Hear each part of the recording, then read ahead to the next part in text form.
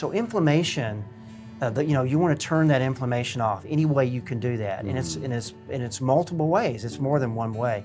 For these individuals, deep restorative sleep, or anybody that has chronic pain, if you're struggling with sleep, again, your inflammatory chemicals are going to be raised by 40%. If you're eating a diet that's fueling what inflammation you already have, you're going to make it worse.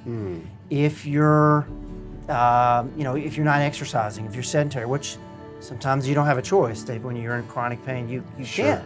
These folks really can't oftentimes. But you're missing out on the opportunity to create those endorphins and enkephalins, those natural opioids, when you exercise. So there's different, there's steps to do that. Fish oil, turmeric, I'm sure people have talked about the natural things. Yeah. And there's a lot of truth to those supplements.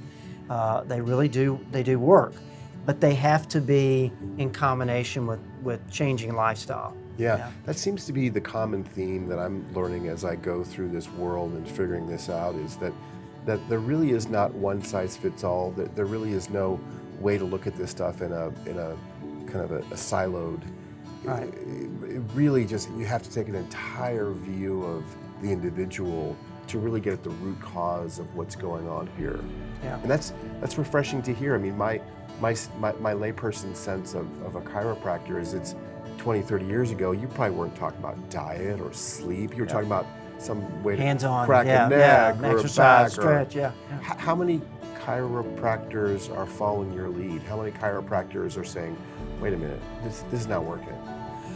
I think I don't know, I wouldn't know the number percentage, but I think it's quite large. And, I'm totally candid. I mean, the grass was greener on the other side for me as a chiropractor, because when I started working with these fibromyalgia patients, incredibly complicated patients, I thought, oh gosh, if I just had my medical license, I could prescribe very judicious, but an integrative approach. Right. A little bit of medicine, pharmaceuticals, and then the natural stuff, and that would be perfect, right? Right. So naively, I started this medical practice, and it was his 10,000 square foot practice in the campus of a hospital in Birmingham, Alabama. They kind of recruited me.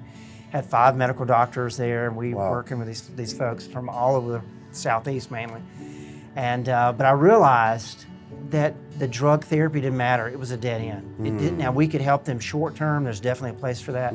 But long term, it was not going to solve the problem. It was really about testing instead of guessing. It was really about trying to find that underlying trigger, or triggers plural. But you're right, everyone's pain is different. There's different triggers. The last 3 years, I can't tell you how many people with fibro that I'm seeing have mold toxicity. And that's one of the things creating pain for them, is this mold toxicity issue. You asked me 3 years ago, I said, yeah, I don't deal with mold. But I started getting these patients and doing the testing, and they were doing better, but then something would be, well, what am I missing? Right. And then there it was. Right. It's like, okay, so now, the same thing with Lyme. Right. 5 years ago, I guess, I didn't know, what Lyme, that didn't really have anything but to do with fibro or chronic pain, and obviously it does. So everyone's trigger or triggers is going to be different. And it's a matter of doing the detective work and figuring that out, and then taking the steps to get healthy to fix those things.